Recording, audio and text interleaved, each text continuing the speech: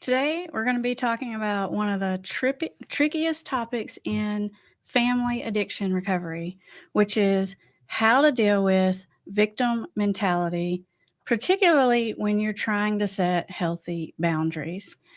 Running into victim mentality can do a lot of damage because it causes you oftentimes to feel guilty, to question yourself. It makes it really hard to stick with the boundaries you're trying to set. And it is, in some ways, it's a way of manipulating you to get what you want, but in other ways, it really is just how the person feels. So, understanding this dynamic and understanding, especially how to respond and deal with this dynamic, is going to help you to not feel those guilty feelings, not back down when you're trying to set and keep those healthy boundaries. That way, you can keep moving forward, helping your loved one while also keeping yourself in a happy, healthy, serenity place. For those of you who are new here, my name is Amber Hollingsworth, and you are watching the YouTube channel Put the Shovel Down. This YouTube channel is all about helping you understand the science in psychology, and we try to help you understand it from both perspectives, from the perspective of the person who might be struggling with an addiction and from the perspective of the family and the friends and the people that surround that person, because this really is a systems issue. And in order to make it better, your best bet is to address the whole system. Today, we're going to be talking a lot about the dynamics between the person who has an addiction and the family member, and how you can sometimes get stuck in this guilt, resentment trap. And a lot of times that's provoked by a victim mindset, or at least a victim response to either why the problem's happening. And it especially shows up when you think about setting boundaries with someone who has an addiction. You know, oftentimes when I am trying to think of what I want to talk about in my Thursday live videos, I try to pull from either what's going on in my recent sessions or topics of conversation that have come up in our treatment team meetings. But this week, this topic came to mind because I was looking through some of the Amber AI conversations. If you don't know what Amber AI is sort of my digital clone. And the people that have access to Amber AI have lots of conversations with her. And I got to tell you, there are some very in-depth, very insightful conversations going on in there. But there was a theme that I saw, and one of the themes was people asking questions about, well, how do I set this or that boundary? And then, they would get some ideas. They would come up with like a whole script, a whole dialogue on how to set the boundary and which boundaries were the right ones. And then oftentimes what I was seeing was that either the person would preemptively say, well, I think they're going to come back and say this, some sort of victim mentality stance, or blame me or something like that. Or I also saw on the Amber AI conversations that people would say, well, I went to them and I said that, and this is what they said back. And then I could see in their responses a lot of victim mentality. And I could say, and that's what prompted me to want to talk about this, because I was like, oh, this is an issue, right? People are working so hard on how to set totally reasonable boundaries. They're taking the time to strategically think about how to communicate these boundaries with tons of empathy and love and understanding. And no matter how hard they try, sometimes they're getting statements thrown back in their face. A lot of times it's like, well, I might as well give up, or I guess you just don't support me, or I guess you're really not here for me in sickness and in health. It's some kind of blame shifting. I don't know if you want to call it that, but it's some kind of way of making the person feel guilty for whatever boundary they're trying to set, whether that's an emotional boundary, a financial boundary, a time boundary, all the ones. And I noticed that it wasn't just in one or two conversations, it was in a lot of conversations that were happening over the past few weeks. So I thought it would be a good topic for us to conquer. I think the place to start is probably to talk about why it happens.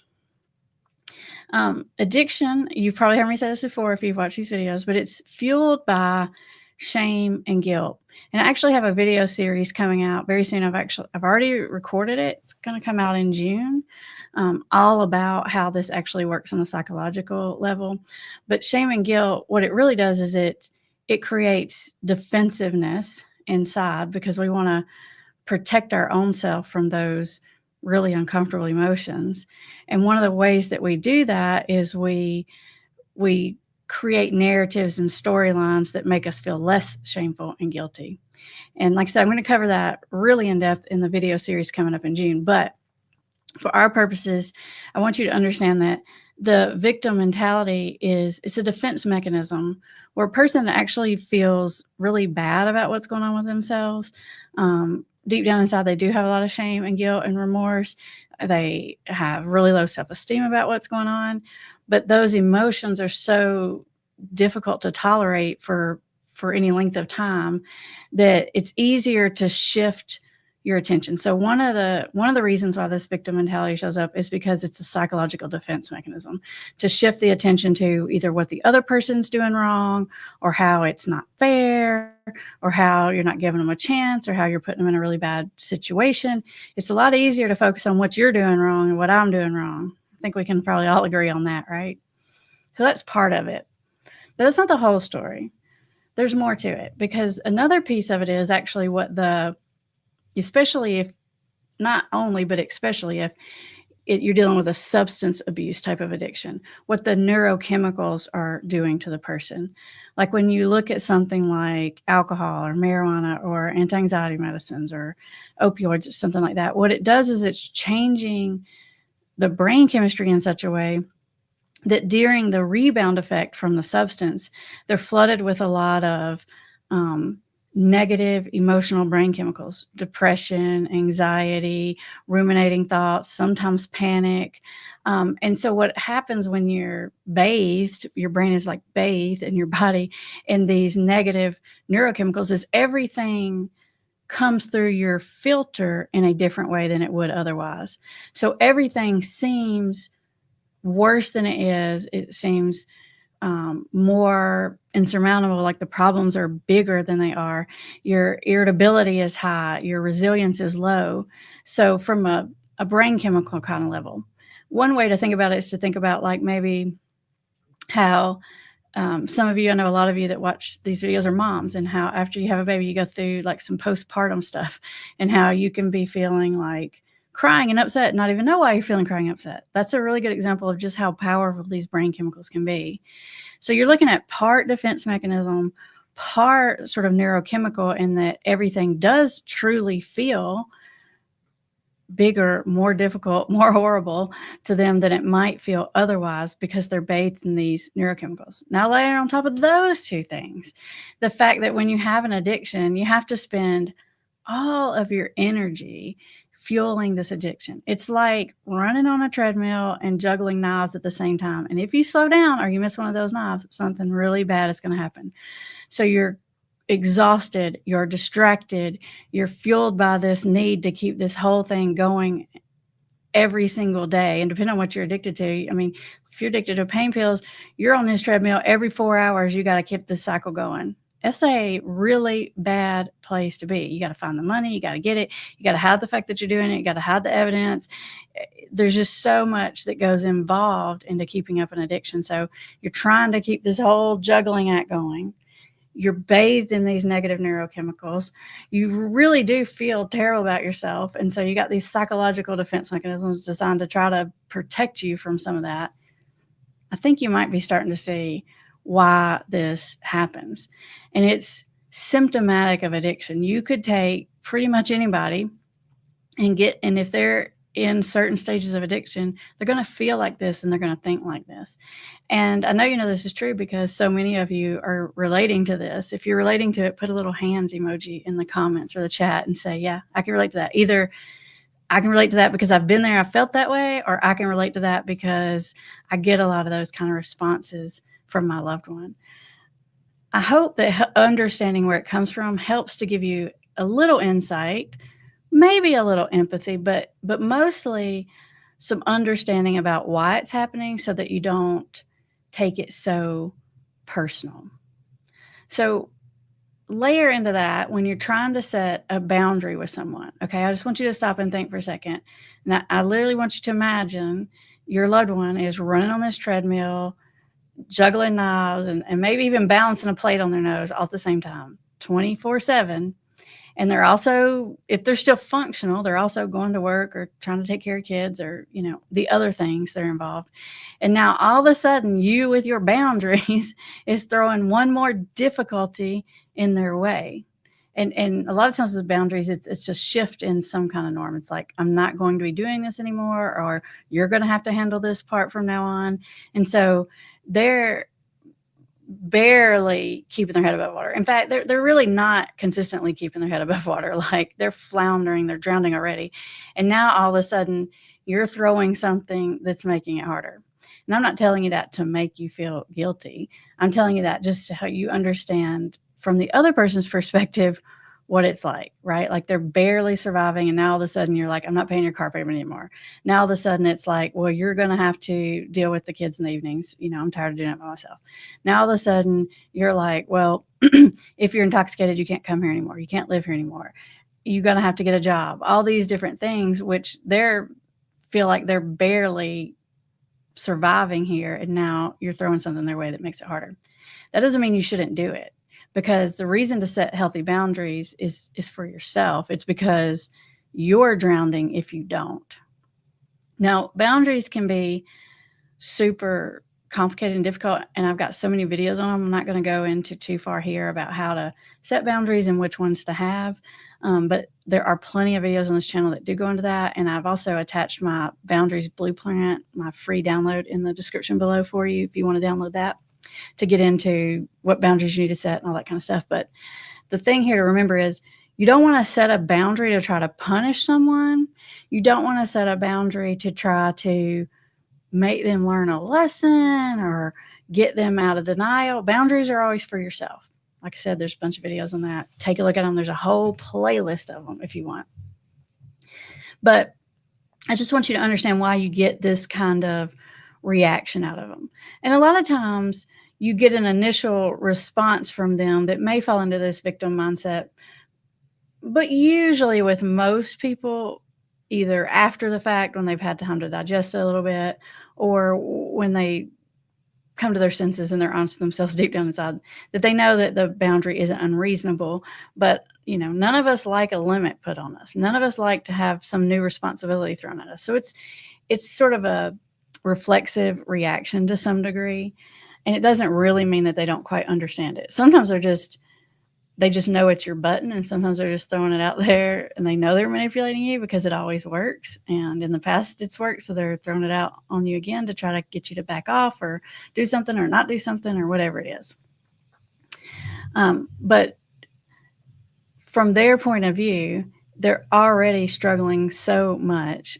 They already don't like themselves. They already feel like you see the worst in them. Everyone sees the worst in them. The world is against them. And now all of a sudden, this new giant problem that you're handing over. So yeah, they feel a little bit like a victim because life is not going well for them. The way I describe it to my recovery coaching clients, I'm like, yeah, when you're on the wrong path, the universe just starts squeezing on you like a vice, progressively harder and harder, and from every single angle, until it either kills you or you figure it out to get in the right direction. So the person you're dealing with literally feels like they're being squeezed by a vice. Now, you're probably thinking, yeah, they're doing it to themselves. And there's a little truth in that, right? But when you're trapped in it and you're running on this treadmill and you're juggling these knives, you really do feel like, if I stop, all these knives are going to fall on me. And to some degree, that's true too. Like, if I stop, it's going to get real painful for a while. And it does. So having a little empathy will help you in how you approach these conversations, which is sort of our next topic, is how to approach conversations that make it less likely that you're going to get that victim mentality response. But sometimes you're just going to get it no matter how you approach it, but at least how to deal with it when you do run into that. And if you see me looking over here, it's because I got my notes over here on this screen.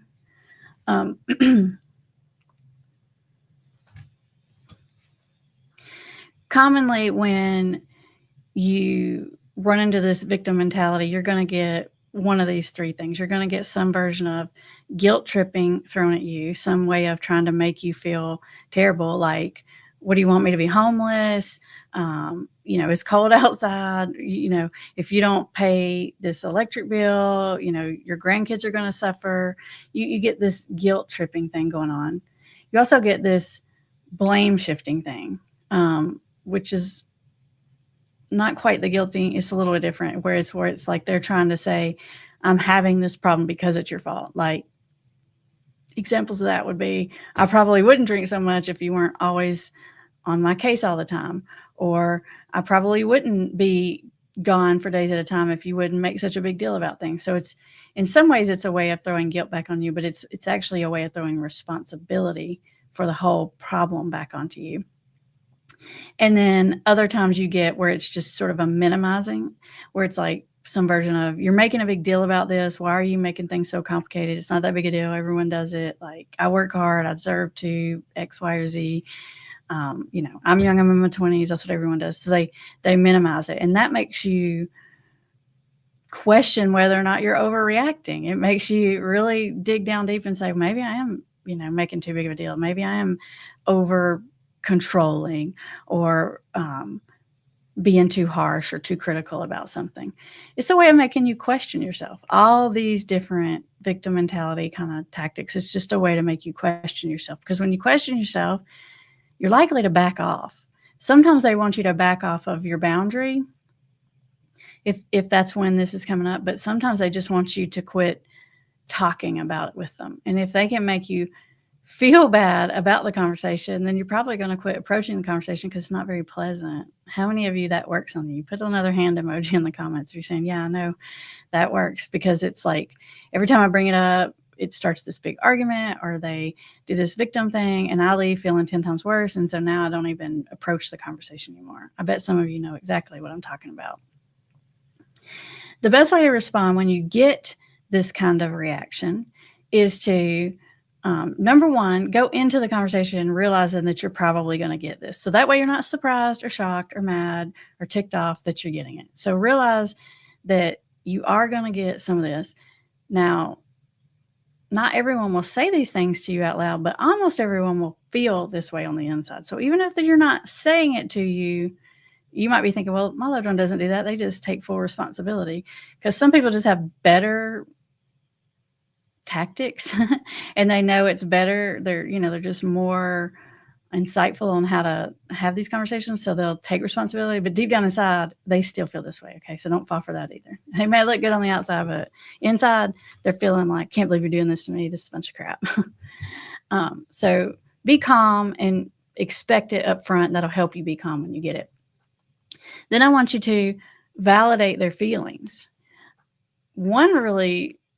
I think the best way to go about it is to go ahead and anticipate what their feelings are going to be, if possible, before you even go in the conversation, and validate the feeling before they even bring it up. Like, for example, you can say something like, I know this is probably going to put you in a really hard place. I know that, in the past I've done it this way, and all of a sudden I'm changing the rules of the game. It's not fair. You can preemptively validate. And I would suggest starting with that, because sometimes if you'll start with that, you won't even get that response because you've already acknowledged it. So they don't necessarily even have to say it. So think of all the ways that whatever this conversation is going to bring up some difficulties for them. Go ahead and say it. And then also go ahead, in addition to that, and preemptively bring up their other, probably, like I call them, like lawyering points, where they're good qualities. Go ahead and say, and I know you work really hard, and I know that you've actually gotten a lot better lately, and that this problem, I know you've been contributing a lot more lately. Go ahead and say what that you think that they're going to say to you in their own defense. Go ahead and say that first. They're going to feel more heard and understood when you do that. It's going to make them less defensive for the whole rest of the conversation. But even if you do all that, you might still get some victim mentality back. You might still get some guilt tripping, some minimizing, some blame shifting, all that kind of stuff. So when they throw that at you, go ahead and acknowledge the truthful part of what they're saying to you. You may not agree with everything they're trying to say to you, but you could probably agree either that you could see how it would feel that way to them, or you could see that there's some truth in what they're saying. So, for example, you might say something like, yeah, I could see you've made all these big improvements. You have gotten a lot better, and here I am still want more from you. And that's frustrating, right? That's what I mean when I say validate the truthful parts of what they're saying. it's going to help them feel heard, and it's going to make them less likely to cling on to this victim mentality because they're going to feel heard and understood. It's when they feel like the world, or you specifically, are running over them, making their life harder, that they're going to dig into this woe is me kind of thinking. Validate their feelings without backing down from your boundary. I know this puts you in a really bad position. I know it doesn't give you much time to figure out this problem. I know this is a change of the rules of the game. Validate their feeling and avoid over explaining where you're coming from. Focus more on understanding where they're coming from. Don't get into, well, I had to because, well, this is fair because, well, I can't protect you from your consequences. If you go into that, where you're coming from thing, they're just going to get more defensive. You're going to get more of the victim mentality. You're going to leave feeling even more frustrated. So don't over explain. Don't justify. The truth is they know the deal. There's no need in doing that. And hearing it from you is just going to feel like a criticism, and they're just not going to take it well. Because truth of it is, none of us take criticism well. Some of us seem like we take it well on the outside, but even the ones of us that seem like we do well on the outside, we don't do well on the inside. No one likes that. No one responds great to that. And then if the conversation goes on a little further, use some reflective listening. I talk a lot about reflective listening and these communication techniques in our invisible intervention, and I go a lot more in depth into them in that. But if you're unfamiliar with that is to give it to you in its most basic form, it's just repeat back to them what they're saying to you, right? This isn't fair. You can say, this isn't fair. Literal mirroring. Think of a mirror. Whatever statement they give you, give it back. And if they're giving you like a long statement, take either the most important part of what they said and mirror it back, or the last couple of words. This makes you feel like giving up, right? That's a repeating back to them what it is they're saying to you, because that's going to help someone feel, again, heard and understood, as opposed to when you try to justify where you're coming from and over explain, they feel even more like a victim because you're not understanding them. It's the quickest way to get someone's walls down. It's the most effective way to get someone's walls down. I promise you, it is almost all of what counseling is. Even when I worked in the psych hospital with like acute, severely psychotic people, reflective listening would de-escalate a situation 98% of the time. Like there's a few percent points there that it doesn't always work, but it almost always works. If you don't know what to do, always go back to reflective listening. It's not going to make it worse. It's only going to make it better. And then other than that, you want to keep the conversation short. So you do want to validate, you do want to use reflective listening, but you don't want to go on and on and on, because the longer this conversation goes, the more likely it is to get ugly, and the more likely you are to misstep in your communication, or for them to say something hurtful that you're going to then have to deal with, all that kind of thing. So you do these things, but you don't go on hours and hours. In fact, any kind of difficult conversation you have should not last very long. And this isn't just for this topic. This is for any topic, because you're going to be feeling emotionally charged while you're having this conversation. The other person is feeling emotionally charged. And there's only so long that we're going to stay out of that fight or flight zone when we're like that. So keep it short, keep it brief, keep your tone casual, control your own body language. Like if you come into a conversation and you're like this, you're literally communicating with your body defensiveness and protectiveness. So I know this is a lot to think about, but having your own body language in a calm way is not only just going to communicate to them that you're not threatening them, but it's going to communicate to your own brain that you're not in a threatening or a threat position, which is going to help you to stay calm. Always use a casual tone of voice. Your tone of voice and your body language matter as much as anything else. And what you're trying to do is you're trying to bystep the victim mentality, or sidestep it. You're trying not to trigger it, but you are going to get it from time to time. And so knowing how to handle it is important. Most of all, what I want you to know is that you don't have to feel guilty, even if they're trying to make you feel guilty.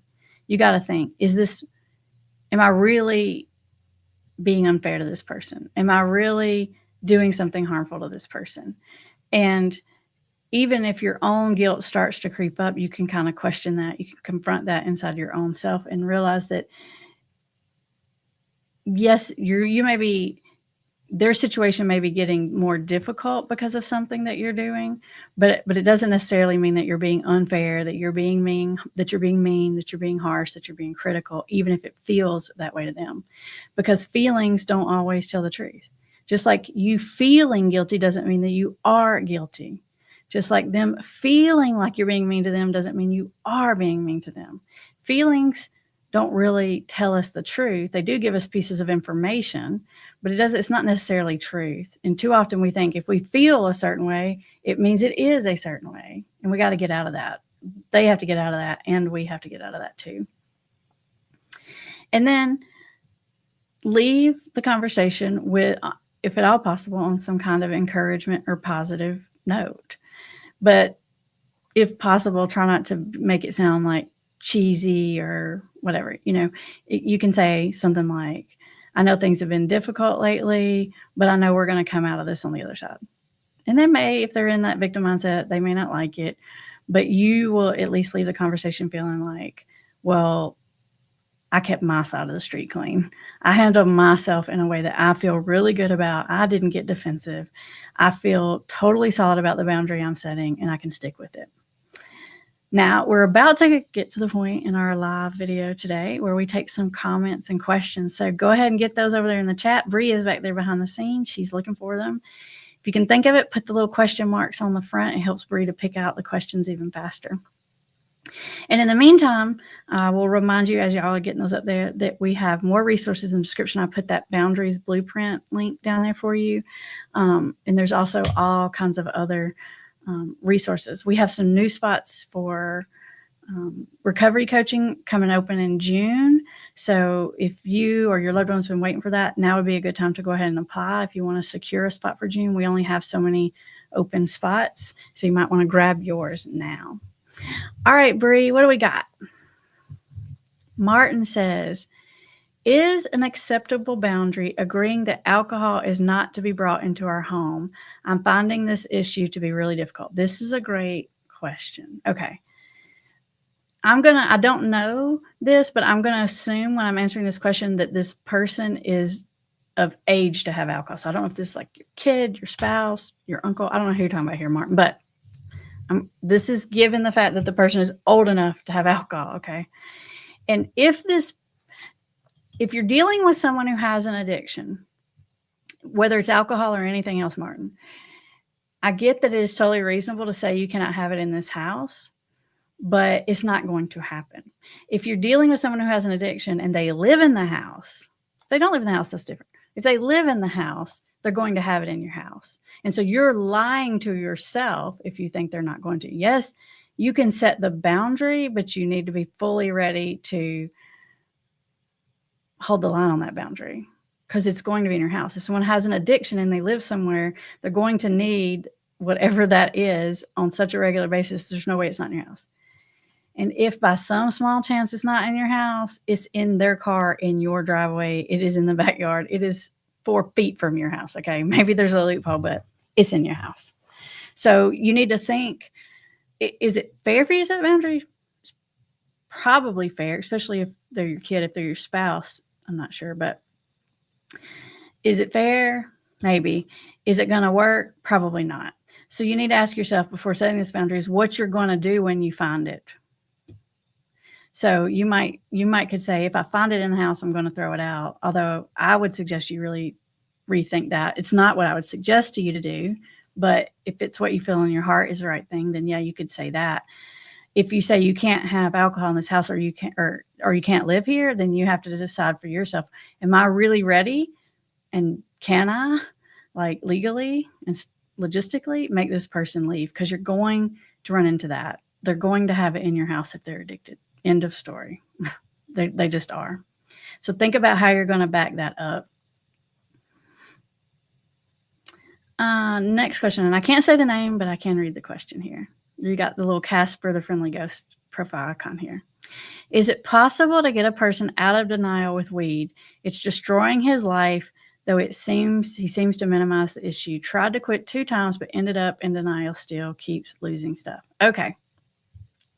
Really great question. I have a whole playlist about dealing with marijuana addiction, which might be helpful for you, but in my experience, this isn't in a book anywhere, this is just my opinion. Dealing with weed addiction is the hardest addiction that I deal with because it is very difficult to get people out of denial about weed. It's just more difficult than the other drugs. It's not so much it's hard to deal with because it's like a more stronger addiction necessarily. It is a strong addiction, but it's not necessarily like they can't stop. They're going to go into such difficult withdrawals, that they can't stop. They will have some withdrawals, but it's possible to stop. It's more the denial. Is it possible to get someone out of denial about weed? Yes. It is harder though. But the good news here that I see is that they've tried to quit 2 times but ended up in denial still. That means they're coming out of denial on some level. If they've tried to stop 2 times, there's a piece of them that knows it's a problem on some level. Now, they may have moments where they get it and then they say, I'm going to stop. And then they sort of slide back into denial a little bit by saying, well, it's fine as long as I don't use it that much, or as long as I only use Delta 9 or whatever. There's many forms of the bargaining. So they probably will go back and forth in denial. But if they've tried to stop 2 times, they're not 100% in denial. There is some change talk there. There's some seeds to kind of grab a hold of. And it might help for you to either watch our playlist on dealing with denial or look at our Invisible Intervention Program, which is specifically about how to deal with someone in denial, how to get someone out of denial. The strategies work for any substance, any kind of addiction. It's a little more delicate with marijuana. It's just hard to get people to see. Aisha says, how will addicts act in court after protection order hearing can send them to drug court? How will it affect if they at their work? Okay, hold on. I got to read that again. How will addicts act in court after protection orders hearing can send them to drug court? This is complicated, Aisha. I feel like this is a little disjointed for me. When you say protection orders, I'm imagining like the what's it called where you can't come around someone, but then you're saying drug court. So it's 2 different things in my mind, and I guess that's why I'm confused. And then I don't quite understand the work question. How do people respond to protection orders? In court, they might respond okay because if they have any judgment at all, they'll act appropriate in court. How will they respond after the fact? I don't really know. I'd have to know more about their personality. I wish I could give you a better answer to this question, Aisha, but there's several pieces of it, and I'm not totally sure I understand exactly the situation or what you're asking. Phil says, how could you phrase a boundary for a spouse who drinks excessively when I'm not home or travel for work? She waits until the kids are sleeping. She's the one responsible for them when I'm not home. You got to tell me what boundary you're trying to say. Like, what is the boundary you're trying to set, Phil? I can do a better job of helping you either decide if it's a good boundary or not, and or how to say it if you tell me what the boundary is. I understand what you're saying is that your spouse drinks excessively when you're not there, which I hate to say it, but it's to be expected. They almost always do. I can tell you this from when I said earlier about how to think about where they're going to come from and try to proactively say it first. They're going to be thinking, what's the big deal? The kids are asleep. Like, I'm not hurting them. It's totally fine. So I would preemptively, there's the word, say that. I'd say, like, I know the kids are asleep, and whatever. So go ahead and say the part that that they're thinking. But what's the boundary you're trying to set? Are you trying to set a boundary, Phil, by saying you can't do that when I'm not here? If you are, how are you going to back that up? Please don't get drunk and not be capable of taking care of the kids when I'm not home. Okay. This is a request and not a boundary, which is totally fine. Because like I said before, Phil, is like, how are you going to back that up? What you can say is, and this isn't necessarily a boundary, because if there's a boundary, you have to have a what I'm going to do instead, which you could do that. But like a boundary would be, hey, I don't feel confident that you're not going to drink when I'm not here, so I'm going to leave the kids with the sitter, grandma, whatever. That would be a boundary. But you don't have to do it that way. You could say, it makes me really nervous when you're drinking when I'm not there. And I know that the kids are asleep, but it gets in my mind. I start worrying, what if there's an emergency and you need to drive them somewhere? But that would not necessarily be a boundary. That would be a request, or as Kim would call it, an information update. I don't know if y'all seen Kim talk about that, but I like the way she calls it that. Yeah. If you're worried that they're going to continue to do that, Phil, then the boundary would be you wouldn't leave them there because they're going to do it. Yeah. Kim says, my loved one is always the victim. He has quit multiple jobs over this. How can I help diffuse this type of situation, even if I'm not causing the victim response? This is a really good question. So they're not acting like they're a victim of you, Kim. They're a victim of like the boss or the job or the outside situation. It is to use the reflective listening techniques. And even though you don't agree with everything they're saying, find the parts that you can agree with and validate those particular parts of it. Using empathy and reflective listening actually makes a person more likely to learn and figure it out for themselves. If you try to tell them directly the answer or the part that they're missing, they'll be less likely to hear it and see it because it makes them defensive. So even though it feels sort of counterintuitive, those good reflective listening, mirroring, empathy skills are the best ones to use. Nanette says, my boyfriend has been in a different city on drugs for 2 months now. If he wants to come back, is it wise or fair to say he can't come home and he needs to go to rehab feeling guilty? Okay. I can tell you right now, he's not going to feel like it's fair. Okay, so go ahead and prepare yourself for that. And go ahead and say, if you want to, you can preemptively say, hey, I know that this seems unfair. Or maybe you can say, I know it is unfair. If you're going to set that kind of boundary, I wouldn't wait until they're like literally packing the car up, coming back home or whatever. You want to go ahead and give them some time to think about that. And I don't know that I would say you have to go to rehab, but you could say something like, I'm not comfortable living with you until you've addressed this problem and it's stable. And you might even want to set a length of time on it. Let them figure out how to address it and how to get it stable. But and if you're sure about this, then I wouldn't even say, okay, you can come back home and then go to rehab. If you're really serious about setting this boundary, then you want to say not just, okay, I'll let you come home when you're agreeing to go to counseling or something, but like the problem needs to be stabilized for a certain period of time, or at least until you feel more comfortable. If you don't want to put like a number time on it. Photo Jack says, if you suspect your adult son is slipping out of control, but putting on a good front, should you get involved and ask them about it? He says he's doing great, but I can tell inwardly he's suffering. This is a good question.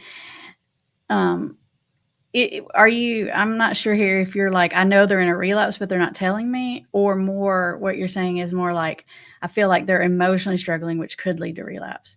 I